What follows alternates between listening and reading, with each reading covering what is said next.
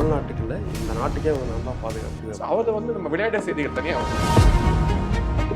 செங்கோட்டை பின்னாடி பிஜேபி இருக்கு, சீமான் பின்னாடி பிஜேபி இருக்கு, விஜய் பின்னாடி பிஜேபி இருக்கு. எங்களுக்கு ஒரே எதிரி தான், அரசு ரீதியாக சரி, கொள்கை ரீதியாக சரி. திருப்பரங்குன்றம் அந்த மலை, ராமநாதபுரம் எம்பி நவாஸ் கனி திருப்பரங்குன்றம் போயிட்டு நான் மலைக்கு நீர் இது கூடி கறி சாப்பிட போறேன்னு சொல்லுவாரு. இஸ்லாமியர்களை கிறிஸ்தவர்களை பயன்படுத்தும் பிஜேபி உள்ள என்னமோ இவங்க இஸ்லாமியருக்கோ கிறிஸ்தவர்களுக்கோ எதை நல்லது செய்யணுமா, எதுக்கு நல்லது செய்யும். திருமாவளவனை நம்பிதான் திமுக அப்படிங்கிறது தான் உண்மை. அதாவது பெண்களுக்கு பாதுகாப்பு இல்லை என்பது ஒரு கேவலமான ஒரு சூழ்நிலை தமிழகத்தை உருவாக்கி. இதுல இன்னும் கொடூரம் என்னன்னா, கட்சி தொண்டர் மீது நம்பிக்கை இல்லாமல், கட்சி தலைமை மீது நம்பிக்கை இல்லாம இந்த மாதிரி ஸ்ட்ராட்டஜிஸ்ட் அப்படிங்கிற ஒரு கான்செப்ட் என்கேஜ் பண்ணி அவங்கள்ட்ட கட்சியை அடக வைத்து பறந்தோரை நான் எதிர்க்கிறேன்.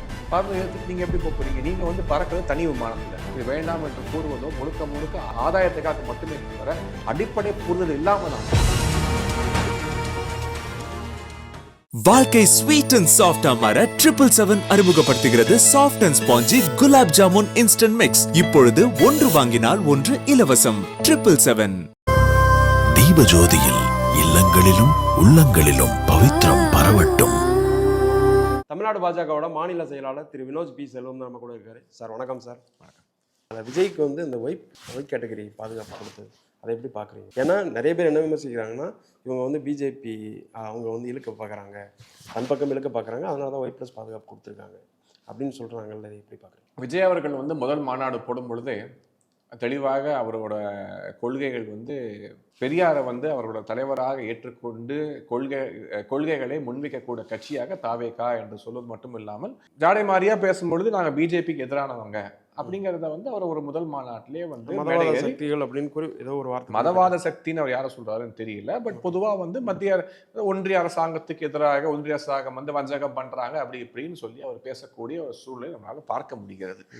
அப்படி இருக்கக்கூடிய நபரை இழுத்து அவரை வைத்து அரசு செய்ய வேண்டிய கட்டாயமோ தேவையோ பிஜேபிக்கு கிடையாது. ஆயினும் மற்ற அரசியல் கட்சி தலைவர்களுக்கு என்ன பாதுகாப்பு கொடுக்குறாங்களோ அவர்கள் தேவையை கருதி, இவர் ஒரு ஆக்டர், சினிமா நடிகர்களுக்கு பார்த்தீங்கன்னா பொதுவாகவே இந்த வெளியிடங்களுக்கு போகும்பொழுது கூட்டம் கூடுவது அதிகம். நீங்கள் சாதாரண இவ்வளோ பெரிய ஆக்டர்ஸ், இப்போ காமெடி நடிகராக இருந்து இப்போ கதாநாயகனாக மாறி இருக்க சூரிய முதற்கொண்டு யோகி பாபு வரை நீங்கள் ரோட்ல இறங்கி போனாங்கன்னா கூட்டம் கூடும், ஆட்டோமேட்டிக்காக நேச்சுரலாக வராது தான். ஸோ அப்படி விஜய்ங்கும் பொழுது அவங்கள விட கொஞ்சம் பெரிய ஆக்டர் அவர். ஸோ போகும்போது கூட்டம் கூடுகிறது, மக்கள் வருகிறார்கள், அவருக்கு ஒரு த்ரெட் இருக்கு. ஸோ மத்திய அரசாங்கம் இவன் பிஜேபி காரனா, பிஜேபிக்கு ஆதரவாக இருப்பானாங்களாம் பார்க்கறது கிடையாது. ஓகே, இருக்காரு, ஒரு கட்சி தொடங்கியிருக்காரு, ஒரு அரசு ரீதியாக சென்று விட்டார், கட்சியை பதிவு செய்து விட்டார், தேர்தலில் போட்டியிட போறேன்னு கூறுகிறார். அப்படிப்பட்ட ஒரு நபருக்கு கொடுக்க வேண்டிய பாதுகாப்பை கொடுத்துருக்காங்க. இதுல இருந்து ஸ்பெஷல் ஒன்றும் கிடையாது, எல்லாருக்கும் பண்றது அவருக்கும் கொடுத்துருக்கு. இதே மாதிரி அதிமுக பக்கம் வரும் சார்.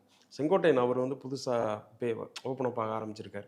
அவர் சொல்றது எல்லாமே பின்னாடி பிஜேபி இருக்கு. ஏன்னா எடப்பாடிக்கும் இவருக்குமான கட்சி பலப்படுத்தவோ இல்லை உட்கட்சி விவகாரத்தில் பிஜேபியோட பங்கு இருக்கு அப்படின்னு ஒரு குற்றச்சாட்டு முன்வைக்கப்படுது. அதாவது தமிழகத்தில் இருக்கக்கூடிய திராவிட முன்னேற்ற கழகம், காங்கிரஸ், கம்யூனிஸ்ட், இந்த 3 கட்சியை தவிர எல்லா கட்சிக்கும் பின்னாடி பிஜேபி தான் இருக்குன்னு பேசுறாங்க. இன்னைக்கு எல்லா கட்சியுமே, இன்னைக்கு அதிமுக பின்னாடி பிஜேபி இருக்கு, செங்கோட்டை பின்னாடி பிஜேபி இருக்கு, ஓபிஎஸ் பின்னாடி பிஜேபி இருக்கு, ரஜினிகாந்த் பின்னாடி பிஜேபி இருக்கு, சீமான் பின்னாடி பிஜேபி இருக்கு, விஜய் பின்னாடி பிஜேபி இருக்கு. ஸோ எல்லாரும் பின்னாடி பிஜேபி தான் இருந்து இயக்குகிறது என்று சொல்லக்கூடிய ஒரு சூழல் தமிழ்நாட்டில் உருவாயிருக்கு. இது என்ன ரீசன் இருக்குன்னா, இன்னைக்கு பிஜேபியோட வளர்ச்சி அந்த அளவுக்கு, இன்னைக்கு பிஜேபி தான் உண்மையான எதிர்கட்சியாக திமுக பயப்படுறாங்க. இன்னைக்கு திமுக பயப்படக்கூடிய ஒரு சக்தி இயக்கம் எதுனா பிஜேபி. ஸோ இன்னைக்கு டிஎம்கே ஒரு மேடை ஏறி பேசுறாங்கன்னா அந்த மேடையில அவங்க பிஜேபி பத்தி பேசாம மேடை அந்த மேடை இருக்காது. அவங்க அட்டாக் பண்ணக்கூடிய ஒரு கட்சி இயக்கம் தான் பிஜேபி. அவங்க இன்ஃபேக்ட் பயமுறுத்தி ஓட்டு வாங்குறதே பிஜேபி உள்ள வந்துடும். பிஜேபி இஸ்லாமியர்களை கிறிஸ்தவர்களை பயமுறுத்தி பிஜேபி உள்ள வந்துடும். என்னமோ இவங்க இஸ்லாமியருக்கோ கிறிஸ்தவர்களுக்கோ எதை நல்லது செய்யணுமா, எதுக்கு நல்லது செய்யவில்லை, ஆனா பயமுறுத்துவாங்க. பிஜேபி வந்தா உங்களுக்கு ஏதோ கெடு நடக்கும் அப்படின்னு சொல்லிட்டு. இன்னும் சொல்ல போனா நீங்க வட இந்தியாவில் பிஜேபி ஆளக்கூடிய மாநிலங்கள்ல மத கலவரம் இல்லாமல் ஒரு ஒற்றுமையான சூழ்நிலை ஏற்பட்டு ஆல் இன்க்ளூசிவ் growth, அனைத்து தரப்பு மக்களுக்கான வளர்ச்சி என்பதை பிஜேபி கொடுத்து கொண்டு வருகிறார்கள். இங்க இவங்களோட இஷ்டத்துக்கு ஏற்ப, ஆசைக்கு ஏற்ப பொய்களும் புரட்டுகளும் வைத்தே வளர்ந்த இயக்கம் திமுக. அதில் மாற்றுக்கிறது கிடையாது. அதே பொய்களை இன்னும் முன்வைத்து அதை வைத்து அரசு செய்ய கொண்டு பார்த்து கொண்டு இருக்கிறார்கள். ஆனால் இன்னைக்கு செங்கோட்டன் அவர்கள் பேசுவதுன்னு பார்த்தீங்கன்னா, அது அவங்க உட்கட்சி விவகாரத்தை தலையிடுவது பிஜேபி வேலை கிடையாது. எங்களோட வேலை எங்களுக்கு ஒரே எதிரி தான், அரசியல் ரீதியாக சரி, கொள்கை ரீதியாக சரி, தமிழக மக்களுக்கு எதிரி, இந்திய திருநாட்டுக்கு எதிரி திமுக. ஸோ திமுக வீழ்த்துவதை மட்டுமே லட்சியமாக வைத்து நாங்கள் பணியாற்றி கொண்டிருக்கோம். இதை விட்டுட்டு அடுத்த கட்சியை வந்து உள்ள நடக்கக்கூடிய விஷயங்களை நோண்டி எடுக்க வேண்டிய அவசியம் எங்களுக்கு இல்லை. அடுத்ததாக இப்போ ஒரு அறிக்கை ஒன்று ரிலீஸ் ஆச்சு சார் கொஞ்ச நாளைக்கு முன்னாடி. அதில் என்னென்னா டிவிக்கு வந்து அவங்களுக்கு 20% ஓட்டு இருக்குது அப்படின்னு வந்து பிரசாந்த் கிஷோர் அவர் வந்து ஒரு அறிக்கை கொடுக்குறாரு. இதை எப்படி பார்க்குறீங்க? ஏன்னா சரி, பிரசாந்த் கிஷோர் என்பவர் பார்த்தீங்கன்னா காசு வாங்கிட்டு ஒரு கட்சிக்காக வேலை பார்க்கக்கூடிய ஒரு இண்டிவிஜுவல். ஓகே, அவர் ஒரு கம்பெனி நடத்துகிறாரு. அந்த கம்பெனியோட வேலை என்ன? Promotion, PR activity. ப்ரொமோஷன் பண்ணி ஒரு கட்சியை ஜெயிக்க வைக்கணும். அது எப்போ அந்த மாதிரி ஆட்கள் என்கேஜ் பண்ணுவாங்க? கட்சி தொண்டர் மீது நம்பிக்கை இல்லாமல், கட்சி தலைமை மீது நம்பிக்கை இல்லாமல், மக்கள் மீது நம்பிக்கை இல்லாத நபர்கள் தான் இந்த மாதிரி ஸ்ட்ராட்டஜிஸ்ட் அப்படிங்கிற ஒரு கான்செப்ட் என்கேஜ் பண்ணி அவங்கள்ட்ட கட்சியை அடகு வைத்து நீங்க எங்களுக்காக ஒர்க் பண்ணுங்க அப்படின்னு சொல்லுவாங்க. இன்னைக்கு வந்து மற்றதுக்கெல்லாம் பீகாருக்காரனை வந்து மட்டம் தரக்கூடிய திமுக 2021 இதே பிரசாந்த் கிஷோர்கிட்ட போய் தான் விழுந்துதான் அவங்களை வச்சு ஸ்ட்ராட்டஜி அப்படின்னு சொல்லி பண்ணி தேர்தல் சந்திச்சாங்க. இன்னைக்கு தமிழக வெற்றி கழகம்னு பேரை வச்சுட்டு இதே பீகாருக்காரரை பிடிச்சி கொண்டு வந்து தான் எலெக்ஷனை ஃபேஸ் பண்ண வேண்டிய கட்டாயத்தில், அதாவது தொண்டர்கள் மீது நம்பிக்கை இல்லை, அவர் மீதே அவருக்கு நம்பிக்கை இல்லை, பிரசாந்த் கிஷோர் ஜெயிக்க வச்சுருவாருன்னு சொல்லி பிரசாந்த் கிஷோர் என்கேஜ் பண்றாரு. அப்படி என்கேஜ் பண்ணக்கூடிய நபர் அது யாருமே சந்திக்காத விதே பிரசாந்த் கிஷோர் கூட ரொம்ப நேரம் வந்து நேரம் செலவு பண்றாரு. அப்படி செலவு பண்ற அந்த நபர் வந்து கண்டிப்பா அவங்களுக்கு என்ன டேர்ம்ஸ் நமக்கு தெரியாது, அதை பற்றி நம்ம சொல்ல முடியாது. பட் ஏதோ ஒரு மாண்டி டேர்ம்ஸ் இருக்கும். பிரசாந்த் கிஷோரும் யாருக்கும் வந்து இலவசம் வேலை பார்க்க போறது கிடையாது. ஸோ அப்படி இருக்கும் பொழுது அந்த மாதிரி என்கேஜ் பண்ண ஒரு பர்சன் வெளியே வந்து 2% ஓட்டு இருக்குன்னு சொல்ல முடியும், 20% சொல்ல முடியாது. அது ஒரு கட்டாயம். ஸோ மீடியாவில் பேசும்போது தாவேகாக்கு 2% ஓட்டு இருக்குன்னு சொன்னா காசு கொடுக்க மாட்டாங்க. நீ 20% இருக்குன்னு சொன்னா தான் காசு கொடுப்பாங்க. ஸோ அந்த வேலையை, அவருக்கான வேலையை அவர் செய்து கொண்டு இருக்கிறார். அந்த கட்சியை ப்ரமோட் பண்றதுக்காக ட்ரை பண்றாரு. ஸோ அப்படி அவர் பேச வேண்டிய ஒரு கட்டாயம் அவருக்கு இல்லை. அவரோட செயல்பாடுகள் எந்த அளவுக்கு இருக்கும் அப்படிங்கிற ஏதாவது உங்களோட பெர்ஸ்பெக்டிவ் ஏதாவது இருக்கா? ஏன்னா முன்னாடி பிரசாந்த் கிஷோர் 2014க்கு பிஜேபிக்கு தான் ஒரு வேலை பார்த்தாரு. அப்படியே தொடர்ச்சியாக ட்ராவல் பண்ணிட்டு தான் இருக்காரு, ஒரு கட்சிக்கும் வேலை பார்க்கறது. பிரசாந்த் கிஷோர் பார்த்தீங்கன்னா அவர் அந்த அளவுக்கு திறமையானவராக இருந்திருந்தால் அவர் கட்சி தொடங்கி அவர் போட்டியிட்ட பீகாரில் என்ன ஆச்சு அப்படிங்கிறத நம்ம எல்லாரும் கண்கூட பார்த்தோம். இதுக்கு முன்பு தேர்தலில் மம்தா பானர்ஜிக்கு சவால் விட்டார். நான் வந்து இந்த வேலையை நான் விட்டுருவேன், அவங்க வந்து இத்தனை சீட்டுக்கு மேலே ஜெயிச்சு வந்தால் நான் வேலையை விட்டுறேன் அப்படின்னு சொன்னாங்க. ஆனால் அவர் கொடுத்த வாக்கு அவர் காப்பாற்றவில்லை. அவரும் திமுக மாதிரி தான் சொல்லி நிரூபிச்சிட்டார். திமுக தான் அந்த மாதிரி கொடுத்த வாக்கை காப்பாற்றாமல் தவறுவார்கள். திமுக நிறைய நெருக்கம் ஏற்பட்டனால அவர் அவங்க மாதிரி ஆயிட்டார் போல இருக்கு. ஸோ அப்படி இருக்கிறதுனால பிரசாந்த் கிஷோரெல்லாம் ரொம்ப சீரியஸாக எடுத்துக்கிட்டு அவர் சொல்லுவதை வந்து வேத வாக்காவோ தெய்வ வாக்காவோ நம்ம எடுத்துக்கொள்ள முடியாது. மக்கள் ரொம்ப தெளிவாக இருக்காங்க. மக்கள் வந்து எப்படிப்பட்ட நபர்கள் வந்து அவரை ஆட்சி செய்ய வேண்டும் என்று ரொம்ப கிளியர் கட்டாக இருக்காங்க. நீங்கள் மக்களை வந்து குறைத்து மதிப்பிடுறாங்க.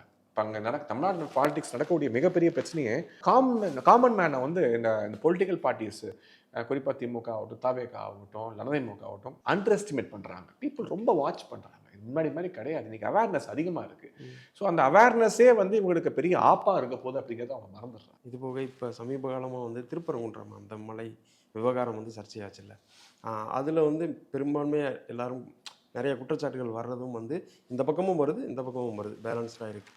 அதில் பிஜேபி சார்ந்து வந்து இவங்க வந்து கலவரத்தை திட்டம் போடுறாங்க அப்படிங்கிற மாதிரியெல்லாம் வந்து குற்றச்சாட்டு முன் வைக்கிறாங்கல்ல. ஏன்னா ஒரு போராட்டமே நடந்தது பழங்கானத்தில். அந்த இதை எப்படி பார்க்குறீங்க? இந்த போராட்டம் ஆரம்பித்ததுக்கோ இந்த இஷ்யூ வெளியே வர்றதுக்கோ என்ன காரணம்னு சொல்லி ஃபர்ஸ்ட் ஸ்டடி பண்ணி பார்க்கணும். இதில் முதல்ல இல்லை பிஜேபி இதை ஆரம்பிக்கிறாங்களா, இல்லை யார் ஆரம்பிக்கிறாங்க, எந்த கட்சியை சார்ந்த எம்பி போய் நின்றுட்டு இந்த தொகுதிக்கு அவருக்கு என்ன சம்பந்தம், ராமநாதபுரத்துக்கும் திருப்பரங்குன்றத்துக்கு என்ன சம்பந்தம், எதுக்கு ராமநாதபுரம் எம்பி நவாஸ் கனி திருப்பரங்குன்ற போயிட்டு நான் மலைக்கு மீறி இது கறி சாப்பிட போறேன்னு சொல்லுவதற்கான அவசியம் என்ன? இந்த மேலே போய் கடா வெட்ட போறேன்னு சொல்லி போலீஸ்காரங்களை தகராறு பண்றது யாரு? ஒரு புனிதமான மலை திருப்பரங்குன்றம் என்பது முருகப்பெருமானின் முதல் வீடு. இது நிறைய பேர் வந்து பிஜேபி மொபிலைஸ் பண்றாங்க, ஆர்ப்பாட்டம் பண்ணாங்கலாம் கிடையாது. இன்ஃபேக்ட் சொல்ல போனா காவல்துறை ஆர்ப்பாட்டத்துக்கு அனுமதி மறக்கிறாங்க, உயர்நீதிமன்றம் அனுமதி கொடுக்குறாங்க, 3 மணிக்கு அனுமதி கொடுக்குறாங்க, 4 மணிக்கு அங்கே எப்படி அவ்வளோ பெரிய கூட்டம் கூடுது? அது கட்சிக்காரங்க கிடையாது, அது பப்ளிக். நீங்க எப்பயுமே பப்ளிக் சென்டிமெண்ட்ல கை வச்சிங்க அதோட விளைவை சந்திச்சாக வேண்டும். நீங்க முருகன் என்பது வந்து ஒரு இமோஷனல் இஷ்யூ. அது குறிப்பா தமிழ் மக்களுக்கு ஒரு தமிழ் கடவுள்னே சொல்றாங்க. முருகன் என்பது ஒரு எல்லாரோட வீட்லயும் கலந்த ஒரு உணர்வு. நீங்க அப்படிப்பட்ட முருகனை டச் பண்ணீங்கனாலே உங்க கதை முடிஞ்சு போச்சு. நீங்க அந்த முருகனை வந்து எதிர்த்து அரசு செய்யணும், அல்ல முருகனை வைத்து அரசு செய்ய வேண்டும் என்று திமுக நினைச்சாங்க மைனாரிட்டி அப்பீஸ்மெண்ட்டுக்காக.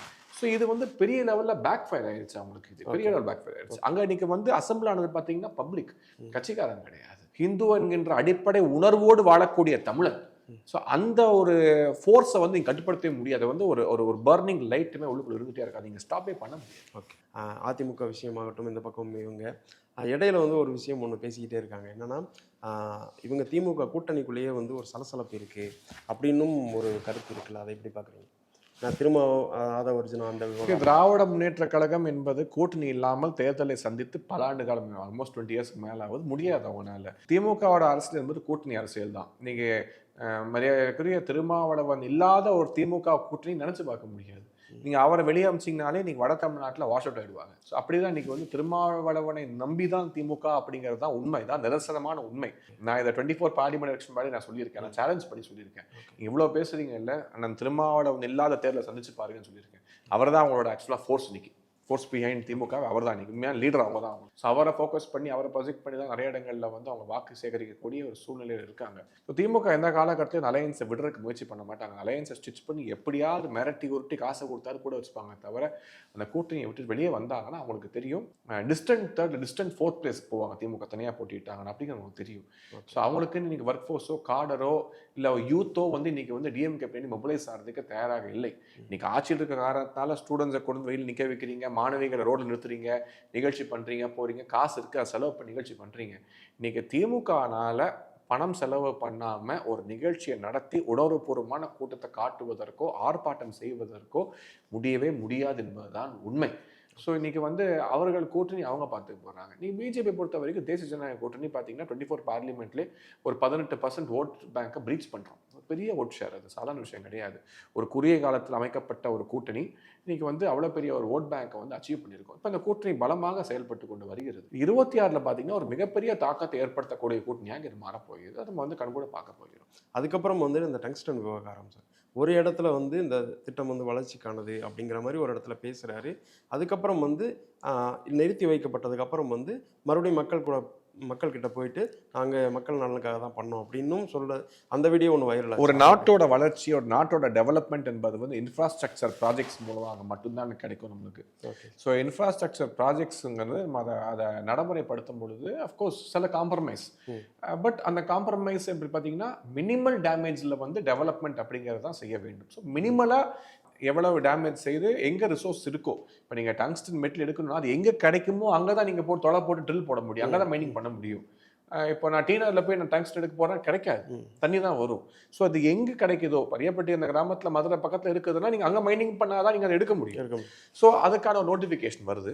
அந்த நோட்டிஃபிகேஷன் வந்த பிறகு பார்த்தீங்கன்னா திராவிட முன்னேற்ற கழகம் அதற்கான சர்வே மேப்பு கீப் எல்லாமே ஸ்டேட் கவர்மெண்ட்டாக வந்து என்ன செய்யணுமோ எல்லா டீட்டெயில்ஸ் எடுத்து போய் கொடுக்குறாங்க. ஆனால் எதிர்ப்பு வந்த உடனே அந்த மக்கள் பின்னாடி ஓடி ஒளிந்து கொண்டு எங்களுக்கு இதுக்கு சம்மந்தம் இல்லைன்னு சொல்லி ஒரு பொய்யை சொல்கிறாங்க. ஆனால் அதை பிஜேபி பண்ணலை. பிஜேபி முன்னுக்கு வந்து உண்மையை கூறுகிறார்கள். இந்த மாதிரி ஒரு ப்ராஜெக்ட் இருக்குது, இந்த ப்ராஜெக்ட் வந்தால் உங்கள் பகுதிக்கு நல்லது, நாட்டு மக்களுக்கு நல்லது, உங்களுக்கு காம்பன்சேஷன் கொடுக்குறோன்னு எக்ஸ்பிளைன் பண்ணுறாங்க. ஆனால் அந்த மக்கள் ஏற்றுக்க தயாராக இல்லை. ஸோ அப்படி மக்கள் ஏற்றுக்க தயாராக இல்லாத ஒரு காலகட்டத்தில் அண்ணாமலை அவர்கள் அதை நேராக போய் சந்திக்கிறாரு, களத்துக்கு போறாரு, பயப்படல, மக்கள் போய் பார்க்குறாரு, மக்கள் எதிர்ப்பு தெரிவிக்கிறாங்க, பேச பார்க்குறாங்க, ஒத்துக்கலை. அப்படி இருக்கும் பொழுது மக்களோட சென்டிமெண்ட்டை தாண்டி அவர்களோட உணர்வுகளை மீறி ஒரு ப்ராஜெக்டை கொண்டு வந்து அந்த பகுதியில் வளர்ச்சி கொண்டு வர வேண்டிய கட்டாயம் அவசியம் இல்லை என்பதை புரிந்து கொண்டு முதலாளிகளுக்காக காம்ப்ரமைஸ்லாம் பண்ணி விவசாயியை விட்டு கொடுக்காம அந்த விவசாய குழுவை டெல்லி கூட்டிகிட்டு போயிட்டு சென்ட்ரல் மினிஸ்டர் கிஷன் ரெட்டி அவர்களை பார்க்க வைத்து புரிய வைத்து ஒரு ஆர்டர் பாஸ் பண்ணி அந்த டங்ஸ்டன் மைனிங்கை கேன்சல் பண்ணுறாங்க. இது பாலிடிக்ஸ் கிடையாது. எலெக்ஷன் நாளைக்கு ஒரு எலெக்ஷனுக்கு இன்னும் 1 வருஷம் டைம் இருக்குது. ஆனால் கேன்சல் பண்ணுறாங்க. எதுக்காக? தமிழக மக்களின் உண்மையான கோரிக்கைகள், அவர்கள் உணர்வுகளுக்கு மதிப்பு அளித்து கேன்சல் பண்ணுறாங்க. கேன்சல் பண்ண பிறகு அவர் மினிஸ்டர் வரும்போது அதே மக்கள் அவருக்கு பாராட்டு விழா நடத்துகிறாங்க. புரியுது மக்களுக்கு, இதை நம்மளுக்கு பண்ணது பிஜேபி தான் அப்படின்னு புரியுது. என்னதான் திமுக ஸ்டிக்கரோட பார்த்தாலும் அவங்க புரிஞ்சுக்கிட்டாங்க. ஓகே, பிஜேபி செல்ஃப்லெஸ், நமக்காக நின்றுருக்காங்க பிஜேபின்னு சொல்லி ஒரு பாராட்டு விழா எடுக்கிறாங்க. இந்த அளவுக்கு டங்ஸ்டன் விவகாரத்தில் பிஜேபி செயல்பட்டு. ஓகே சார், பரந்தூர்லேயும் வந்து மக்கள் அதே தான் கேட்குறாங்க சார். ஏன்னா அங்கே வந்து அவ்வளோ முனைப்பு காட்டினவர் வந்து எங்கள் விஷயத்துலையும் பண்ணலாம்ல அப்படின்னும் ஒரு கருத்து முன் வச்சாங்கல்ல, அதை எப்படி பார்க்குறீங்க? பரந்தூரை பொறுத்த வரைக்கும் பார்த்தீங்கன்னா சென்னைக்கு ஒரு புது ஏர்போர்ட் அவசியம் என்பது எல்லாருக்கும் தெரிஞ்சது தான். இன்றைக்கி நீங்கள் பாருங்கள், இன்றைக்கி வந்து லீஸ்ட் கனெக்டிவிட்டி உள்ள மெட்ரோவில் வந்து சென்னை வந்து ரொம்ப பின்தள்ளி போயிடுச்சு. நம்மளுக்கு வந்து இந்த ஏர்போர்ட்டில் எக்ஸ்பான்ஷன் பண்ணுறதுக்கான வாய்ப்பு இல்லை. ஓடிஏ இருக்குது, பக்கம் டிஃபென்ஸ் இருக்குது, நிறைய விஷயங்கள் இருக்குது. பல காரணங்களுக்காக பல இடங்களை வந்து 10 ஆண்டுகளாக ஆய்வு செய்து தேர்ந்தெடுக்கப்பட்ட இடம் இந்த இடம். அஃப்கோர்ஸ் நீங்கள் லேண்ட் அக்வயர் பண்ணும்போது கொஞ்சம் அக்ரிகல்ச்சர் லேண்ட் எடுத்து தான் நீங்கள் பண்ண முடியும். பட் அதுக்கான இழப்பீடு என்பது பெரிய தொகையை வந்து மத்திய அரசாங்கம் கொடுக்கிறார்கள். ஸோ அந்த மக்கள் விருப்பப்பட்டால் பக்கத்திலே வந்து நிலம் வாங்கி அங்கேயே விவசாயம் பண்ணி இருக்கக்கூடிய அளவுக்கு தான் இன்றைக்கி வந்து காம்பன்சேஷன் என்பது வந்து பல மடங்கு கொடுக்குறாங்க. இன்னைக்கு இதே பரந்தூரில் அன்றைக்கி தூண்டி விட்டது திமுக தான். தூண்டி விட்டுட்டாங்க. 8 வழிச்சாலை ஆகட்டும் தூண்டி விட்டாங்க, டெவலப்மெண்ட் அடி வாங்குச்சு. இன்னைக்கு வந்து உத்தரப்பிரதேஷ் போய் பாருங்கள், ரோட்ஸ் எல்லாம் 6 லைன் 8 லைன் 10 லைன் ஆயிடுச்சு. ஆனால் நம்மளுக்கு ஒரு 6 லைன் 8 லைன் கூட இன்னைக்கு தமிழ்நாட்டில் கிடையாது. ஏன்னா இந்த திமுக டெவலப்மெண்ட் அலோவ் பண்ணலை.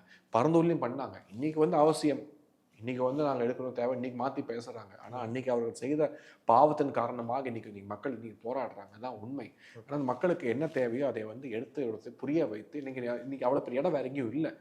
இந்த இடத்துல வந்து நிலம் எடுத்தால் தான் இருக்கிறதுலே கம்மியான மக்கள் பாதிக்கப்படுகிறார்கள் என்பதெல்லாம் ஸ்டடி போய் அனலைஸ் பண்ணி 10 வருஷம் டீட்டெயில் ப்ராஜெக்ட் ரிப்போர்ட் போட்டு தேர்ந்தெடுக்கப்பட்ட இடம் பரந்தூர் இடம். ஸோ இதை வந்து எதிர்ப்பதோ இது வேண்டாம் என்று கூறுவதோ முழுக்க அரசியலுக்காக மட்டுமே தவிர, ஆதாயத்துக்காக மட்டுமே தவிர, அடிப்படை புரிதல் இல்லாம தான். இப்போ நடிகர் விஜய் போய் பேசினார்னா, அவர் நடிச்சார் ஏதோ ஒரு படம், அந்த கத்தி விஜய் உட்பட சீமான் இது எல்லாமே வந்து பாப்புலாரிட்டி பாலிடிக்ஸ்னு சொல்லக்கூடிய அந்த மக்களோட இமோஷன்ஸை பேஸ் பண்ணி பேசுறாங்களே தவிர மக்களுக்கு புரிய வைக்கணும்னு நினைக்க மாட்டேங்கிறாங்க. ஓகே, மக்களுக்கு ஒரு விஷயத்தை புரிய வைக்கணும்னு நினைக்கக்கூடிய நபர்களாகவே இல்லை. ஸோ இன்னும் சொல்ல போனால் மக்கள் இழந்த ஒரு அரசியல் தலைவர்னு பார்த்தீங்கன்னா, இந்த வகையில் வந்து திரு ரஜினிகாந்த் அவர்கள் வந்து எப்போதுமே இந்த பாப்புலாரிட்டிக்காக பேசக்கூடிய நபராக அவர் இருந்தது கிடையாது. இப்போ நியூ எஜுகேஷன் பாலிசி வரும்போதெல்லாம் கூட எக்ஸ்பிளைன் பண்ணார். எஸ், கரெக்டுன்னு சொன்னார். தூத்துக்குடி கலவரத்தில் வந்து வெளியே உள்ள சில விஷக்கிருமிகள்னால் தான் கலவரம் என்ற உண்மையை பேசினேன். இதெல்லாம் பாப்புலாரிட்டிக்காக பேசலை, சென்டிமெண்ட்டுக்காக பேசலை, உண்மையை பேசினேன். உண்மையை பேசக்கூடிய அரசியல் தலைவர்கள் தமிழ்நாட்டுக்கு தேவை. விஜய் அப்படி இருப்பார்னு பார்த்தா அவர் டே 1ல இருந்தே பாப்புலாரிட்டிக்காக பேச, நீட்டை வந்து நானும் ஒழிப்பேங்கிறாரு, கவர்னர் அழிப்பேங்கிறாரு, கவர்னர் போஸ்ட் நான் காலி பண்ணுன்னு சொல்லிட்டு இப்போ எங்கே நின்னீங்க? லாஸ்ட்டில் கவர்னர் பண்ணிட்டீங்க, கவர்னரோட பதவியே இல்லாமல் நான் அழிச்சிருவேன். நீங்கள் எதுக்கு பண்ணிட்டீங்க? கவர்னர் பண்ணிட்டீங்க. உங்களுக்கு பிரச்சனைனா உங்களுக்கு வந்து இப்போ கவர்னர் தான் போகணும்னு தெரியுது. பாதுகாப்பு இடம்னா கவர்னரோட மனு கொடுக்க தெரியுது. ஸோ அந்த office of the governor important உங்களுக்கு தெரியுது. ஆனால் ஒரு பாப்புலாரிட்டிக்காக நான் கவர்னர் எதிர்க்க போகிறேன், பரந்தூரை நான் எதிர்க்கிறேன்.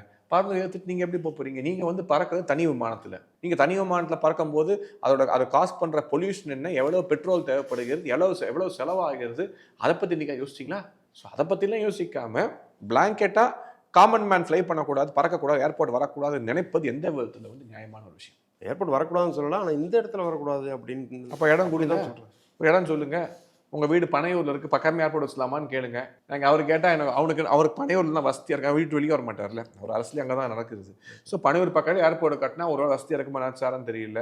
அவரோட ஒரு கோரிக்கை வைக்கலாம், பனையூர்லேருந்து பரந்தூர் வரைக்கும் டேரெக்டாக ஒரு ஹைவே போட்டு கொடுத்தா வேணா ஓகே சொல்லுவாராக இருக்கும். ஒரு எலிவேட்டர் கார்டை தனியாக ரோடு வேணால் போட்டு கொடுத்துருவோம் அவருக்கு. பரந்தூர் போய் நேராக ஏர்போர்ட் இறங்க இருக்கும், ஒரு பிரச்சனை இல்லாமல் இருக்குமா இருக்கும். டிஸ்டன்ஸ் பார்த்துருப்பாரு, ஐயோ அவ்வளோ தூரம் நான் காரில் ட்ராவல் பண்ணுமா அப்படின்னு யோசிச்சு கூட அவர் ஆர்ப்பாட்டம் நடத்தியிருக்கலாம். ஸோ அவரோட மனசு நடக்கு நமக்கு தெரியாது. ஏன்னா இந்த மாதிரி அவர் மீடியாவை சந்திக்கிறது இல்லை. மீடியா சந்திச்சு நீங்கள் கேள்வி கேட்டிங்கன்னா அவர் மனசு நடக்குன்னு தெரியும். அறிக்கைகள் மூலமாக கட்சி நடத்தக்கூடிய ஒரு இயக்கம் தான் தாவேகா. ஸோ அப்படி இருக்கும்பொழுது அவர்களை பற்றி பேசுவது இப்போதைக்கு தேவையில்லாத விஷயம். ஓகே சார், 2021 எதிர்கட்சியாக இருக்குது அதிமுக. சரியாக தான் செயல்படுறாங்க அப்படின்னு நீங்கள் நினைக்கிறீங்களா? ஏன்னா திமுக வந்து எதிர்கட்சியாக இருக்கப்ப நீங்கள் நிறைய பிரச்சனைகளுக்கு வந்து சார் நாங்கள் வந்து இன்னைக்கு எங்களுக்கு நடந்த ஒரு நல்ல விஷயம் என்னன்னு பார்த்தீங்கன்னா, 4 எம்எல்ஏக்கள் பிஜேபியிலிருந்து இருக்காங்க. அவங்க அசம்பிளியில் வந்து அதிகப்படியான விஷயங்களுக்கு, இஷ்யூஸ்களுக்கு குரல் கொடுக்கக்கூடிய இயக்கமாக இருக்கிறார்கள். பிஜேபி இல்லாத இடங்களில் கூட மக்கள் பிரச்சனையாக இருந்தால் உடனடியாக முதல்ல களத்தில் இறங்கி போராடக்கூடிய கட்சியாக பிஜேபி இருந்து கொண்டு வருகிறார்கள். ஸோ நாங்கள் வந்து எங்களை எதிர்கட்சியாக நினைத்து கொண்டு தான் செயல்பட்டு கொண்டு இருக்கிறோம். ஸோ அதிமுகவோட செயல்பாடுகளை பற்றி அவர்கள் கட்சியோ தலைவர்களோ தொண்டர்களோ தான் கவலைப்பட முடியுமே தவிர இன்னைக்கு நாங்கள் கூட்டணியில் கூட கிடையாது. அப்படி இல்லாத பொழுது அவர்கள் செயல்பாடுகளை பற்றி நாங்கள் கவலைப்பட போகிறது கிடையாது. ஆனால் இன்னைக்கு பாருங்க, CO2 சர்வே நடத்துகிறாங்க. சர்வேல பார்த்தீங்கன்னா இன்று தேர்தல் நடந்தால் அதிமுக விட 1% அதிக வாக்குகளை பிஜேபி தலைமையிலான தேசிய கூட்டணி தமிழகத்தில் பெறும் என்கின்ற ஒரு தகவல் வெளியே வந்திருக்கு. நடைமுறையாக தான் இன்னைக்கு அதிமுகவை பிஜேபி பல இடங்களில் வந்து பின்தள்ளி இன்னைக்கு முன்னேறி விட்டார்கள். மக்கள்கிட்ட வந்து அதிகப்படியான அக்செப்டன்ஸ் இருக்கு. முன்னாடி வந்து ஒரு அன்டச்சபிள் ஃபீலிங் பிஜேபி மேலே கொடுத்துருந்தாங்க. ஆனால் இன்னைக்கு ஒரு அக்செப்டட் பார்ட்டியாக பிஜேபி மாறிடுச்சு. வரும் காலத்தில் ஆளுங்கட்சியாக நிச்சயமாக மாறப்போகுது. இதெல்லாம் காலம் தான். டைம் வந்து சேஞ்ச் ஆகிட்டே இருக்கு. ஸோ ஃபாஸ்ட்டாக சேஞ்ச் ஆகிட்டு இருக்கு. ஸோ நிச்சயமாக வந்து எங்களை பொறுத்த வரைக்கும், பிஜேபி பொறுத்த வரைக்கும் அது செக்யூர் ஃபியூச்சர் இருக்கு பார்ட்டிக்கு. Okay sir.